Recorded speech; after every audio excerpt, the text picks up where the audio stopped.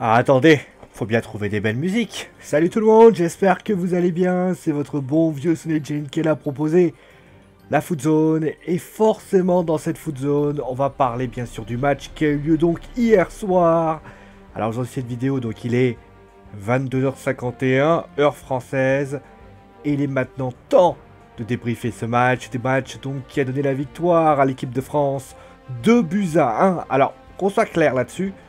Cette vidéo, je l'enregistre le mardi à 23h. Il n'est pas dit qu'il y ait des décisions qui soient prises à l'encontre notamment du sélectionneur allemand Joachim Löw. Donc s'il venait y avoir lieu, bien évidemment, je donnerai mon avis dans la prochaine Foot Zone qui devrait être soit Lyon-Nîmes ou Manchester United, Chelsea. Voilà, moi ça c'est clair. Ou alors on a des Raw ou SmackDown qui auraient eu lieu donc à ce moment-là, jeudi ou vendredi. En tout cas, cette émission, en tout cas, ce match a été assez riche en renseignements, en enseignements, par quand même le dire, parce qu'on s'attendait absolument pas à un match aussi décousu, aussi compliqué de la part des Bleus qui n'ont pas encore une fois fait une prestation si, je veux dire, si rassurante qu'il y paraît. On va bien sûr faire le résumé de la rencontre. Donc nous sommes arrivés, donc nous étions comme d'habitude au Stade de France. Le Stade de France qui a donc donné la victoire, on le rappelle à notre cher de faire cette victoire, puisque je vous le donne, c'est bien évidemment, ce sera l'homme du match, Antoine Griezmann, doublé d'Antoine Griezmann, il faut quand même le dire. Alors ça avait mal commencé hein, pour les Français qui ont fait, comme je l'ai dit, plutôt une très mauvaise première mi-temps.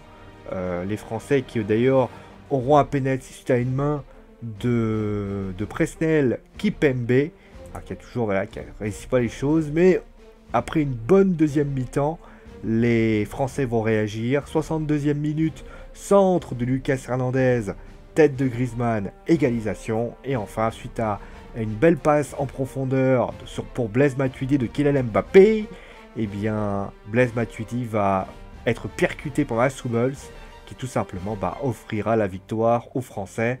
Griezmann donc, transforme le penalty, 2-1.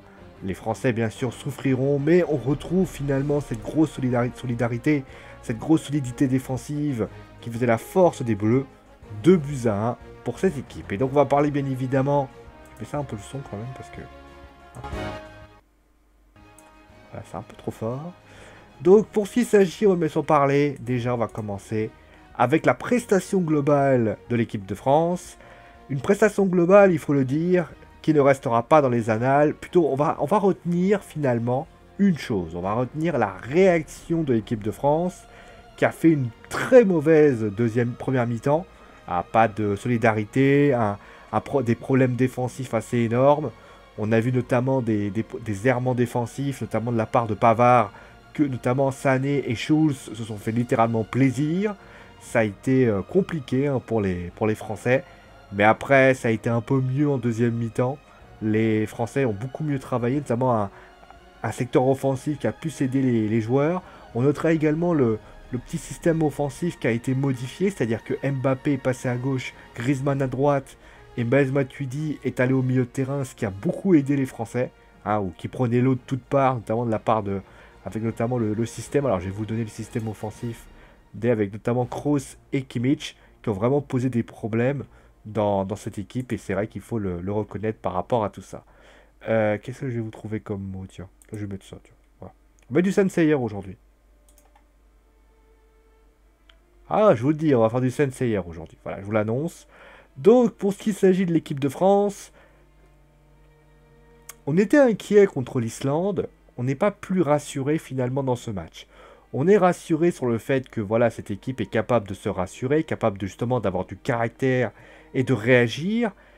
Mais au final, quand on fera le tri de ce qui s'est passé durant ce match, eh ben, on se rendra compte que c'est un peu du PSG en fait.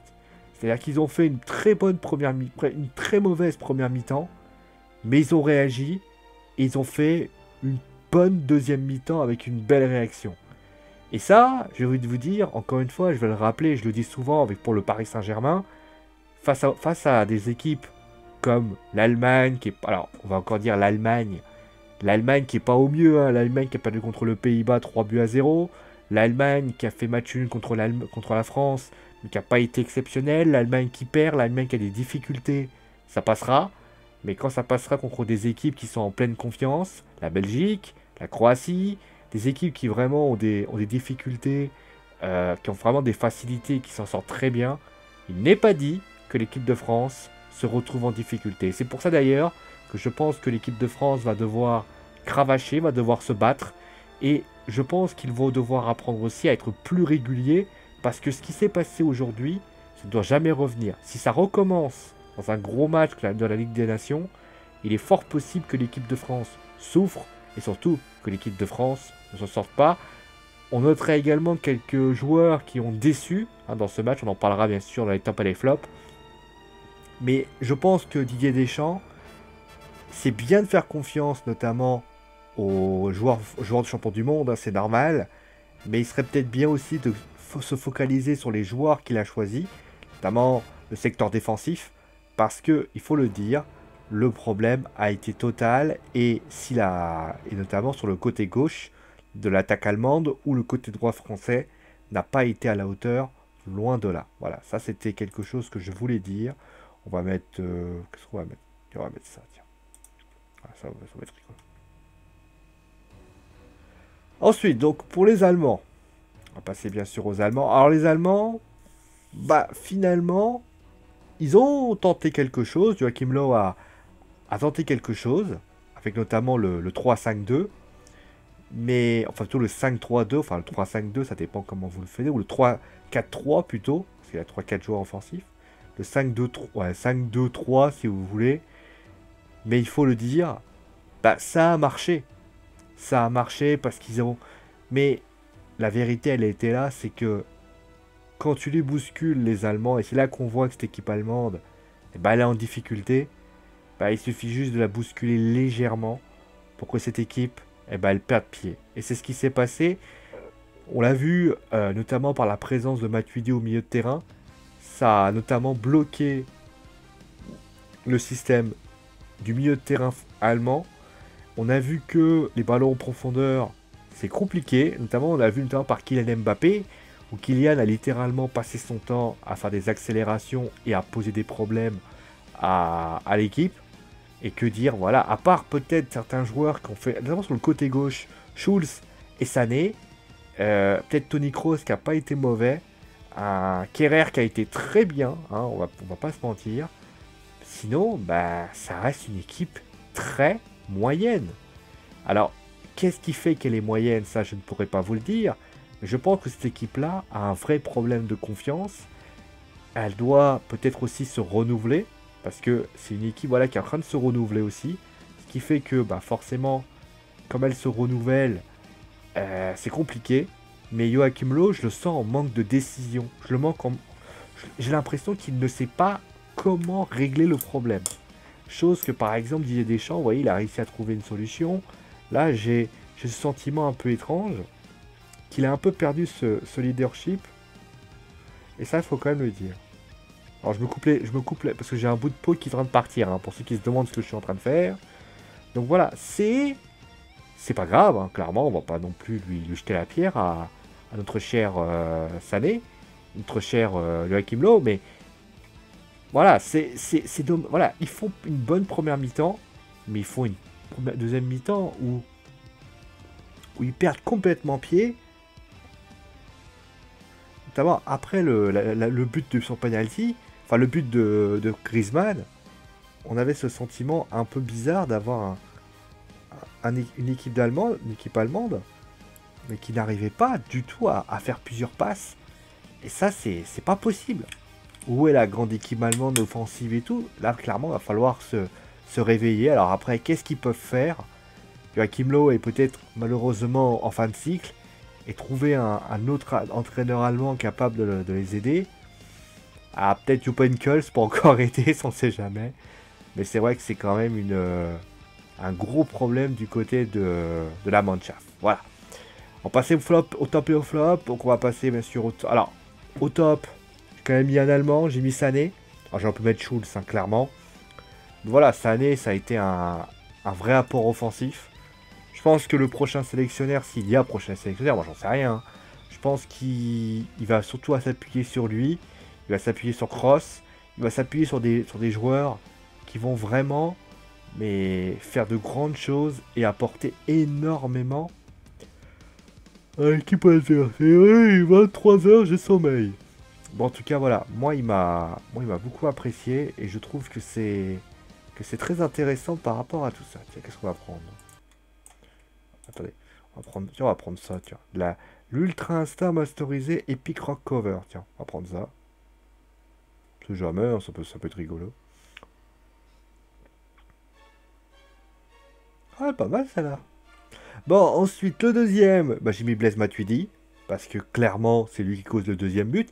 Mais surtout pour une deuxième chose, c'est que c'est lui qui permet notamment par son... Bon, pas faire c'est Didier Deschamps qui le dit, mais qui modifie par sa modification tactique, permet notamment à calmer un petit peu les offensives allemandes. Si l'Allemagne a moins souffert, a plus souffert et a été moins conquérant au milieu de terrain, ils le doivent. Clairement, parce que c'est un... de toute façon, Blaise, c'est un ratisseur de ballon. Je continue d'ailleurs à le dire et à le marteler que Blaise aurait dû rester au Paris Saint-Germain. C'est un joueur tellement précieux, je comprends pas pourquoi le PSG s'en est séparé. Ils ont gardé des joueurs comme des joueurs un petit peu casse-pieds. Et s'il y en a un qu'ils auraient dû garder, mais c'est lui qui aurait dû être gardé. C'est ça que je comprends pas. Pourquoi ils ont préféré garder un... Alors j'ai rien contre tous les autres, hein, mais pour moi, c'est quand même une sacrée interrogation ce qui s'est passé. Bon, et, et ensuite le premier, ben, forcément, c'est lui qui a fait le doublé. Il est un petit peu l'homme du match, hein, clairement, c'est Antoine Griezmann.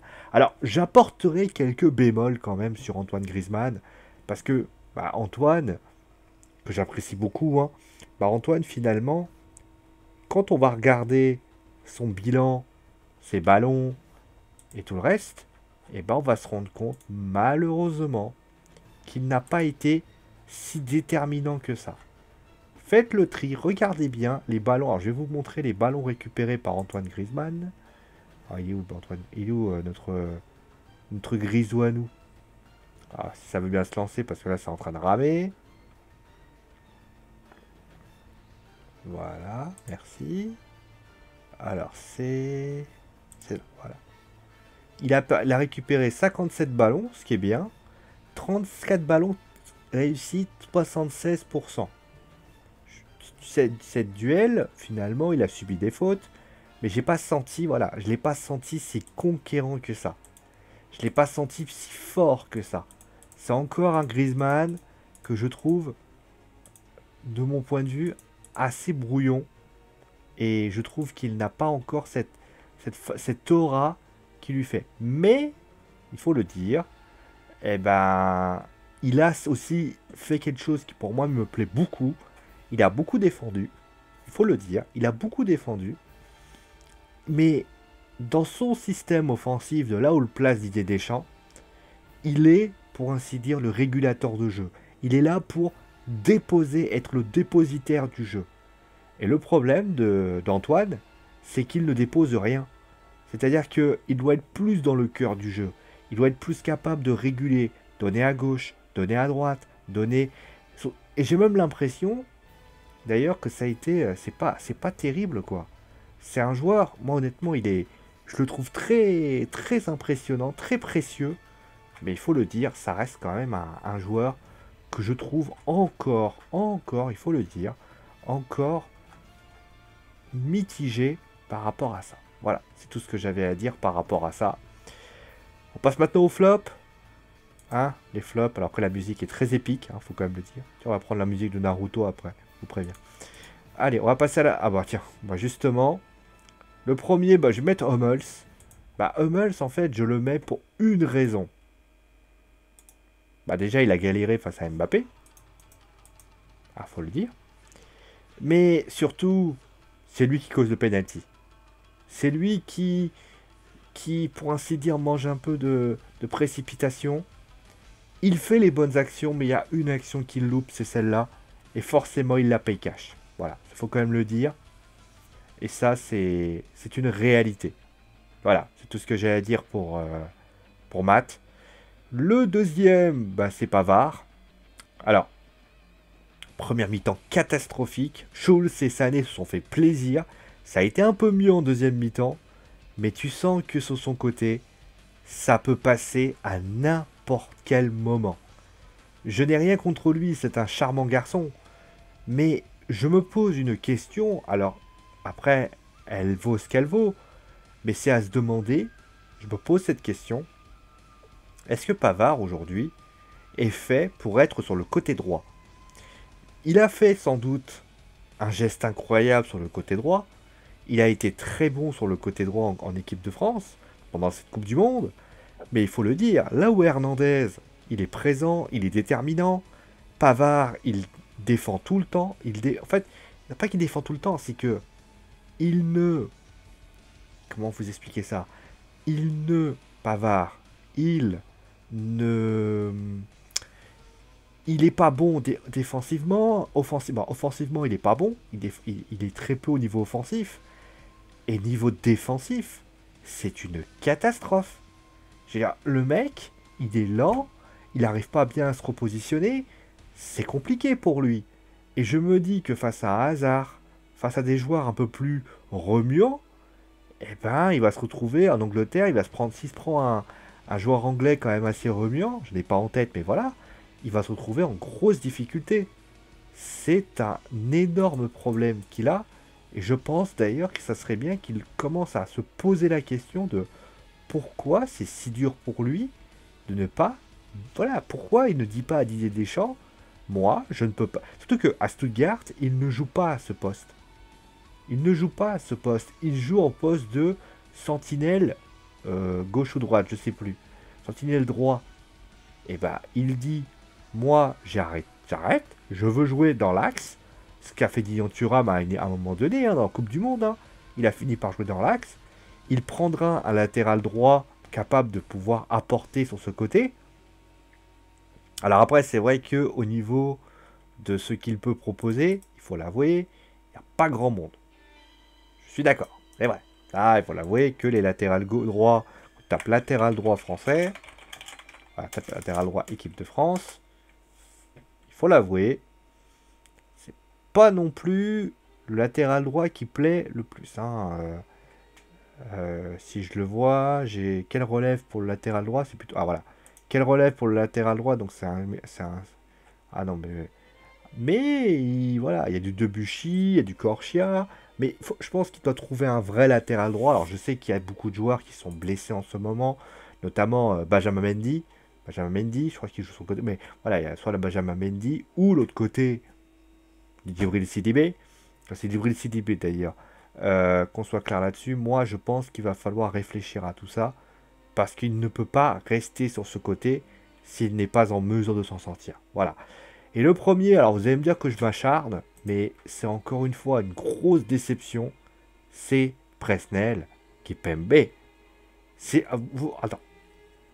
J'aimerais juste dire une chose d'ailleurs, c'est quand même assez rare pour être souligné. En général, la foot zone, les choses changent. Je ne mets jamais le même flop au moment où on arrive quand même à se démarquer. Alors c'est vrai qu'il a le concours de circonstances. Presnel, il a joué les 3 matchs que tu as fait en foot zone. Ok. Mais le problème, c'est que c'est la première fois d'ailleurs. Alors 2 fois, je crois que c'est déjà arrivé. Mais alors 3 fois d'affilée, je crois que c'est jamais arrivé. C'est la première fois qu'un joueur de l'équipe, je le mets 3 fois flop 1. Parce qu'il faut arrêter. Alors déjà de le mettre dans le top 3, j'ai déjà arrivé. Hein. Cavani, j'ai déjà mis plusieurs fois. Mais alors, en Islande, il avait été une catastrophe. En Allemagne, il a été une catastrophe. Voilà, faut dire la vérité. C'est lui qui cause le penalty. Défensivement, c'est brouillon. La relance, c'est pas bon. Je me demande, voilà, je me demande, le mec a fait une très bonne début de saison. Honnêtement, c'est pour ça d'ailleurs que Torel a plutôt fait confiance. Il a plutôt dit, ok, le mec il apporte. Mais alors, il apporte, mais on va plutôt dire, il apportait. parce qu'il se prend ce carton rouge face à Paris contre Lyon, où on ne sait même pas pourquoi il le fait. Alors après, faut dire la vérité, les défenseurs allemands, c'était pas la sécurité sociale non plus. Hein. Souley et Günther, c'est pas terrible. Kerrer a été mieux, j'ai bien aimé. Et Kimmich, il a pris l'eau quand ça commence à donner. Mais, j'ai Kipembe, depuis ce moment-là, mais il est pas serein. Il est même plutôt, mais nerveux. Il fait des erreurs qu'il ne faisait jamais. Moi, je me rappelle de Kipembe. Ce qu'on allouait de Kipembe, c'était sa capacité à bien se positionner, son impact physique, chose qu'il n'a pas. Je trouve ça très étonnant. Je dis pas que c'est un mauvais gars défenseur, hein, mais je le trouve brouillon, je le trouve pas bon du tout. Et il faut dire la vérité, hein, un joueur comme ça, moi j'ai des grosses inquiétudes sur comment faire pour que ça soit, mais un énorme joueur. Enfin, je me pose vraiment la question de ce qu'il est capable de faire sur le terrain, parce que on a une action notamment qui est typique, le penalty et des actions, il perd des ballons, mais c'est waouh. Posons-lui la question, enfin, je sais pas, parce que clairement j'ai ce sentiment un peu bizarre qu'il n'est pas là du tout. C'est pas le Presnel Kimpembe qu'on connaît. Et il faut l'avouer, Presnel Kimpembe qu'on connaît pas, c'est souvent un gage d'échec. Umtiti va arriver, il va prendre sa place. Et au final, Didier Deschamps, il va se dire que les 2 matchs qu'il avait la possibilité de faire des preuves, au final, il n'aura rien fait. Et ça, c'est quand même problématique par rapport à ça.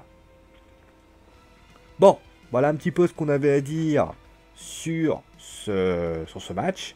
Bon, finalement, la France s'en sort bien. On va pas bouder notre plaisir non plus. Hein. Mais bon, on va dire que va falloir quand même proposer autre chose. Donc, alors, justement, on va parler un petit peu du programme de la fin de semaine. Comme ça, à la limite, vous allez être au courant. Enfin, de toute façon, je l'avais déjà fait. Comme ça, la musique va s'estomper. On va pouvoir faire des choses. Alors, je rappelle que demain et après-demain, vous aurez donc... Alors, oui, demain et après-demain, pardon. Donc jeudi et vendredi, hein, alors dans cette vidéo, vous aurez donc Raw et SmackDown. On quitte le foot pour aller du côté du catch. Et donc ce qu'on va faire, c'est que donc vendredi et samedi, alors oui, jeudi, vendredi, et donc samedi, vous aurez le match, a priori ça va se taper comme ça, hein, entre Lyon et Nîmes. Et donc dimanche, vous aurez PSG Amiens. Et un petit débrief de... Attendez, que je me souvienne bien, qu'est-ce que j'avais mis. Ah oui, un petit débrief aussi de ce qu'a fait les débuts de Thierry Henry avec l'AS Monaco. Voilà, donc je répète. Donc, demain, demain Raw. Après-demain, SmackDown. Ensuite, vous avez samedi, Lyon-Amiens. Alors, c'est pas Lyon-Amiens, en plus c'est Lyon-Nîmes, je crois. En plus, qu'est-ce que je raconte? Qu'est-ce que je raconte? C'est Lyon-Nîmes, Lyon-Amiens, n'importe quoi. Lyon-Nîmes. Et donc, le dernier... Nous aurons PSG Amiens, voilà, et Strasbourg-Monaco en fil rouge. Voilà. Je pense pas qu'on aura Manchester United-Chelsea dans le sens où je pense que je serai absent et je pourrai pas regarder le match. Ça n'empêche pas que si j'ai des résumés, je regarderai un petit peu ce qui se passe. Et s'il y a une annonce du départ de José Mourinho, je ferai un petit photone spécial pour bien sûr discuter de tout ça. Je vous remercie bien sûr d'avoir suivi l'émission. J'espère que l'émission vous a plu en tout cas. Vous pouvez d'ailleurs me mettre un petit pouce bleu, hein, ça fait toujours plaisir. On se retrouve bien sûr très rapidement pour un nouvel épisode de la Foot Zone qui ne s'arrête pas. Gros bisous tout le monde, à très vite. Et je vous dis quoi? À demain donc pour les fans de catch. Je rappelle, Raw, le débriefing. Et donc, pour ceux qui aiment la Foot Zone, ça sera samedi, 21 h, Lyon-Nîmes. Allez, gros bisous tout le monde et à la prochaine!